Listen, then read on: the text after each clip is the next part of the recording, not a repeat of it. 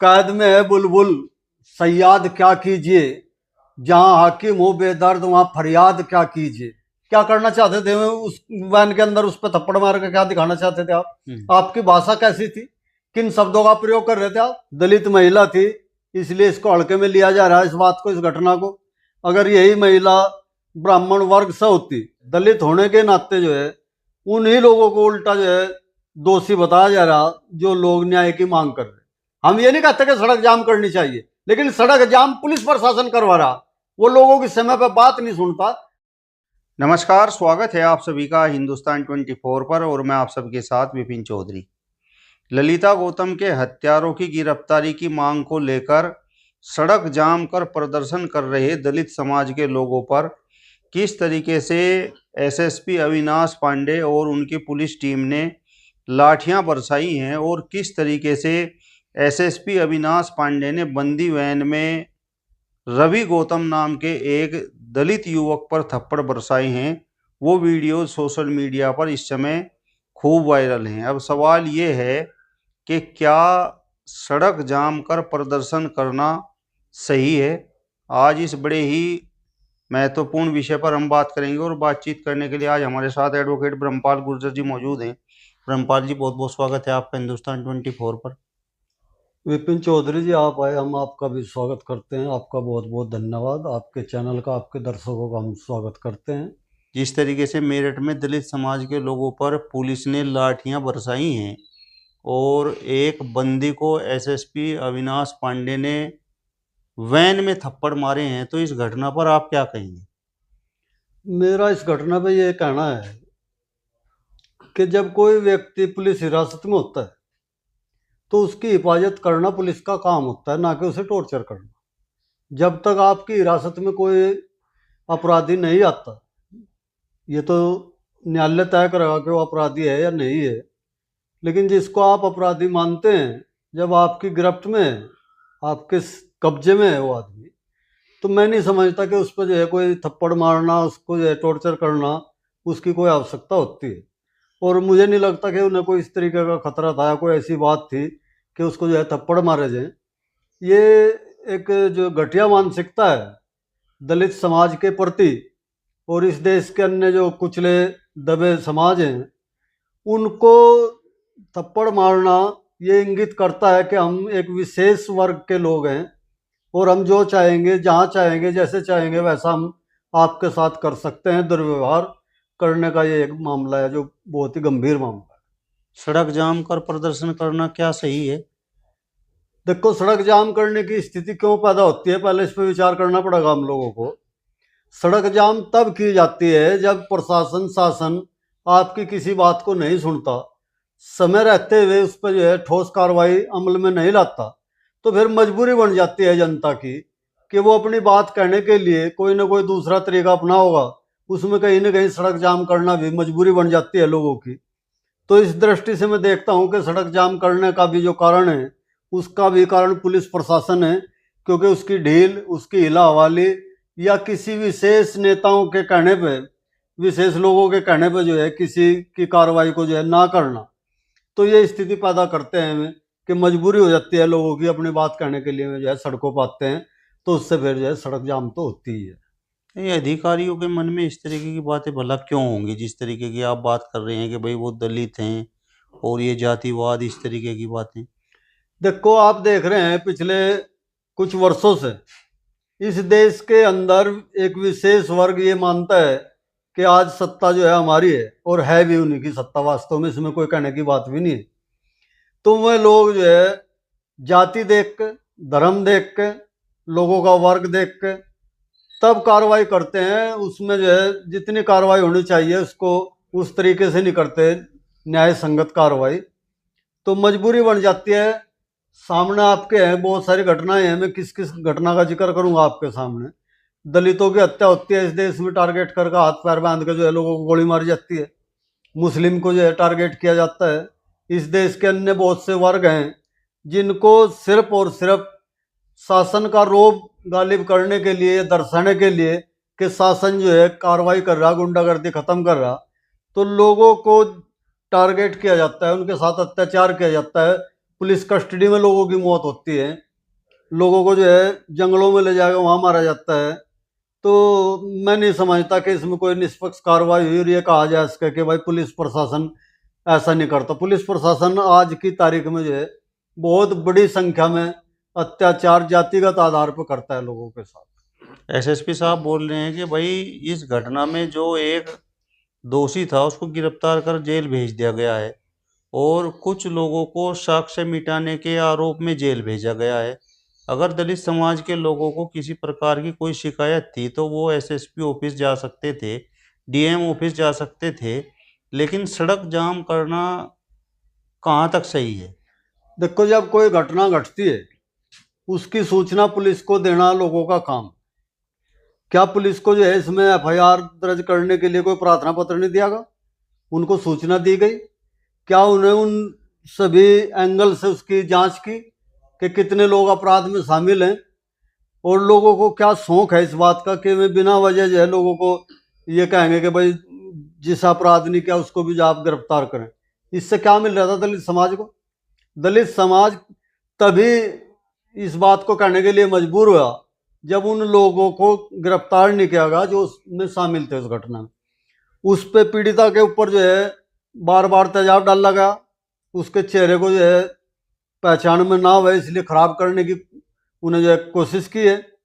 तो मैं समझता हूँ कि इसमें एक आदमी नहीं हो सकता, ऐसे अपराध में कई लोग शामिल पाए जाते हैं। दलित महिला थी इसलिए इसको हल्के में लिया जा रहा है इस बात को, इस घटना को। अगर यही महिला ब्राह्मण वर्ग से होती तो मैं समझता हूँ इस देश के अंदर या तो बहुत बड़ा आंदोलन होता, लोग उस आंदोलन को जो है समर्थन करते, मीडिया भी उसको जो है बड़े पैमाने पर उछालता और शासन प्रशासन भी जो है उसमें कार्रवाई करके दिखाता कि हाँ भाई हमने काम किया है। दलित होने के नाते जो है उन्हीं लोगों को उल्टा जो है दोषी बताया जा रहा जो लोग न्याय की मांग कर रहे। एसएसपी साहब बोल रहे हैं कि भाई इस पूरे मामले में बाहर से आए हुए कुछ लोगों ने यहाँ पर अराजकता फैलाने का प्रयास किया और ये जो दलित समाज के लोग हैं जी, इन्हें उकसाने का काम किया। नहीं, उस आप उकसावा भी कह सकते हैं, आपकी मर्जी है, आप सत्ता में बैठे, सत्ता का संरक्षण आपको प्राप्त है, आप स्पेशल जाति से भी आते हैं तो आपको तो हक है। आप हर आदमी को, जो आदमी न्याय की मांग करेगा उसको उकसावे वाला कहेंगे। इस अपराध को करने के लिए जिन लोगों ने योजना बनाई आपने उस समय क्यों नहीं गिरफ्तार किया? इस देश के अंदर एलआईयू है, बहुत सारी जांच एजेंसियां हैं जो अपराध घटित होने से पहले भी ये रिपोर्ट सौंपते हैं शासन प्रशासन को कि फला जगह फला लोग इस तरीके की योजना बना रहे। उस समय कहाँ थे आप? आज आप कह रहे कि बाहर के लोगों ने उनको उकसावा कर दिया, कल ये लोग आपको भी कहेंगे कि आप मीडिया में जो है इसको उकसाने का प्रयास कर रहे, कल ये लोग हमें भी कहेंगे कि आप लोग जो है उकसावे की बात कर रहे। अगर न्याय की मांग करता है कोई आदमी तो एसएसपी महोदय का आप उसको जो है उकसावा कहेंगे? आप एक घृणित अपराध कर रहे हैं ऐसा कह के कि लोग उन्हें उकसा रहे। आप मदद में और उकसावे में, न्याय की मांग करने में अंतर करने में कोई ठीक समझ रहे आप अपनी बात को? आप यहाँ ये दर्शाना चाहते हैं कि इसमें जो है दलित समाज के प्रति दूसरे समाज, दूसरे लोग, दूसरे संगठन जो है कोई आवाज खड़ी ना करें ताकि उनके ऊपर जो है आप ये कह के कि ये लोग उकसा रहे, ऐसी कार्रवाई करें कि यह घटना जो है दबकर आ जाए, दफन हो जाए और उनको न्याय ना मिले। आपने भी उन वीडियोस को जरूर देखा होगा जब पुलिस प्रशासन महिलाओं पर भी लाठियां भांज रहा है और बंदी वैन में एक युवक को एसएसपी साहब थप्पड़ मार रहे हैं। तो उन वीडियोस को देखकर आपको कैसा लगा? देखो, मुझे तो ऐसा लग रहा कैद में है बुलबुल सयाद क्या कीजिए, जहां हाकिम हो बेदर्द वहां फरियाद क्या कीजिए। न्याय की जो मंशा है, कानून की जो जरूरत है, जो उसकी परिभाषा है, अपने तरीके से आज के समय में उसको तोड़ मरोड़ के पेश किया जा रहा। मैंने अभी आपको बताया कि जब अरेस्ट करना होता है किसी व्यक्ति को तब आप बल प्रयोग कर सकते हैं। जब कोई व्यक्ति आपके गिरफ्त में तब आपको उस पर अतिरिक्त बल प्रयोग करने की क्या आवश्यकता है? रही महिलाओं की बात, ठीक आप कह रहे कि महिलाओं के साथ उन्हें मारपीट की, लेकिन आप ये नहीं समझ रहे कि वो महिलाएं जो है कमजोर वर्ग की महिलाएं हैं, दलित वर्ग की महिलाएं हैं, इसलिए उन महिलाओं को भी आप महिलाओं की दृष्टि से नहीं देखते, आप उनको भी अपराधी की दृष्टि से देख रहे और उनके ऊपर जो है आप जबरदस्ती फोर्स लगा रहे, तो जो उनको थप्पड़ मार रहे, क्या जरूरत थी उन्हें थप्पड़ मारने की? उनके क्या करना चाहते थे उस वैन के अंदर? उस पर थप्पड़ मार के क्या दिखाना चाहते थे आप? आपकी भाषा कैसी थी? किन शब्दों का प्रयोग कर रहे थे आप गालियों का प्रयोग कर रहे थे। किसने राइट दिया आप पुलिस को जो है गाली देने के लिए? आपका काम केवल इतना है कि आप उतना बल प्रयोग कर सकते हैं जितने बल प्रयोग करने से आपकी गिरफ्त में मुलजिम आ सकता है और आप उसको न्यायालय के सामने प्रस्तुत कर सकते हैं। आप निष्पक्ष जांच करें, जो साक्ष्य आते हैं उन साक्ष्यों के आधार पर न्यायालय ये तय करेगा कि आपने अपराध किया या नहीं किया है। आप महिला हो, बच्चे हो, बूढ़े हो, लेकिन अगर वे एक विशेष वर्ग के व्यक्ति नहीं है तो आप इस देश के अंदर उनको जो है दोयम दर्जा का नागरिक होने का एहसास दिलाने के लिए इस तरीके की घटनाओं को अंजाम देते हैं। मेरा ये मानना है। आप घूम फिर कर इस बात को जातिवाद पर लेकर क्यों आ रहे हैं? मैं इसलिए कर रहा इसको, अभी कोई ये अकेली घटना नहीं है। आपके सामने उसको तो वाने में थप्पड़ मार दिए। एक घटना अभी आपको राजस्थान की शायद सुनाई दी होगी, जगन गुज्जर के बारे में। जगन गुज्जर को जो है धौलपुर के कारागार में बंद किया। उस कारागार के अंदर उसकी हत्या कर दी जाती है। बार बार उनका ये कहना था कि भाई हमें इस जेल से ट्रांसफर किया जाए, यहाँ इस जेल में जो हम सुरक्षित महसूस नहीं करते, हमें ऐसा आभास हो रहा है कि यहाँ हमारे खिलाफ कोई षड्यंत्र चल रहा। उसके बाद भी उसको ट्रांसफर नहीं किया गया, जेल के अंदर उसकी हत्या करा दी गई। ऐसे सैकड़ों मामले आपके सामने आते हैं रोज कि जेल के अंदर, हवालात के अंदर लोगों का मर्डर किया जा रहा। तो मैं इसको इसलिए जाति से जोड़ता हूं कि यह जाति के आधार पर होता है इस तरीके का मामला। अगर जाति के आधार पर ना होता तो निष्पक्ष जांच होती। जैसे आप कोई प्रार्थना पत्र देते हैं उस पर जो है आप काम करके उनको सुरक्षित स्थान पर भेजते, तो जातिगत आधार पर काम हो रहा, मुझे कहने में कोई संकोच नहीं है। इसके सैकड़ों उदाहरण हैं, आप चाहेंगे तो उनको जो है हम आपके सामने रख सकते हैं, उनकी लिस्ट बना के कि कितने ऐसे मामले हैं जो जातिगत आधार पर लोगों के साथ भेदभाव किया और उनको जो है अपने रास्ते से हटा दिया। नहीं, लॉ एंड ऑर्डर भी तो मेंटेन करना पुलिस का काम है। और एसएसपी साहब बार बार बोल रहे हैं कि मैं किसी को सड़क जाम करने नहीं दूंगा।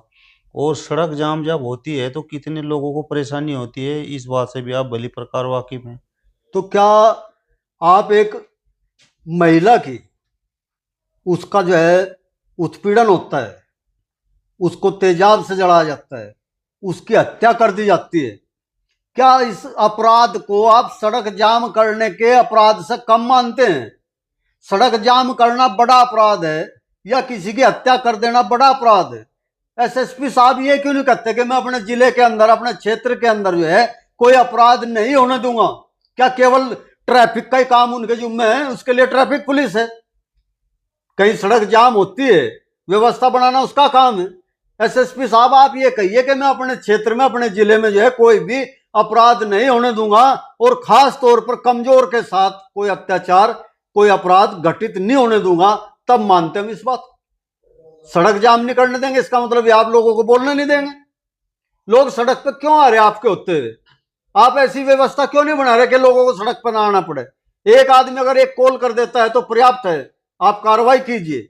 इसके उत्तरदायी आप हैं कि आपके होते हुए आपके जिले के अंदर जो है हत्याएं हो रही, इस तरीके के मामले लोगों के सामने आ रहे। हम ये नहीं कहते कि सड़क जाम करनी चाहिए, लेकिन सड़क जाम पुलिस प्रशासन करवा रहा, वो लोगों की समय पर बात नहीं सुनता, उनको न्याय नहीं देता, उनके साथ जो है उत्पीड़न करता है, इसलिए लोगों को जो है सड़कों पर आना पड़ता है, सड़क जाम होती है। अब कुछ लोग एसएसपी की बर्खास्तगी की मांग कर रहे हैं। हाँ, तो होनी चाहिए बर्खास्तगी। मैं तो ये मानता हूं कि अब से पहले हो जानी चाहिए थी। क्यों ना हो जाए बर्खास्तगी? आपके होते एक मासूम की, एक कमजोर की जो है जान चली गई, पूरा समाज उद्वेलित होएगा, वो सड़कों पर आएगा, तो क्यों आप पद पर बने रहेंगे फिर भी वहां? तो इससे पहले ही उसको जो है वहां से हटा देना चाहिए था, और बल्कि जांच करके इसके साथ साथ जो और भी उसमें अधिकारी लिप्त हैं, जो षड्यंत्रकारी हैं, जिनको बचाए जाने के प्रयास किए जा रहे, जो लोग उनको संरक्षण दे रहे, उन तमाम लोगों को वहां से हटा जाना चाहिए। कुछ लोग अभी ये भी बोल रहे हैं कि भाई अगर ये लोग भीम आर्मी के होते तो तब इस प्रकार की कार्रवाई इनके साथ ना होती, किसके साथ? जो दलितों के साथ में वहां पर हुई है। नहीं, भीम आर्मी अपना काम कर रही, भीम आर्मी के लोग होते तो शायद कुछ दबाव बनता। तो मैं समझता हूँ जो कमजोर लोग होते हैं, जिनका कोई संगठन नहीं होता, उससे जुड़े नहीं होते हैं, उनको उसका अतिरिक्त खामियाजा उठाना पड़ता है। चलिए, तो एडवोकेट ब्रह्मपाल गुर्जर जी को आपने सुना। फिलहाल इस वीडियो में बस इतना ही। अगली वीडियो में फिर आपसे मुलाकात होगी। तब तक बने रहिए हिंदुस्तान 24 के साथ। नमस्कार।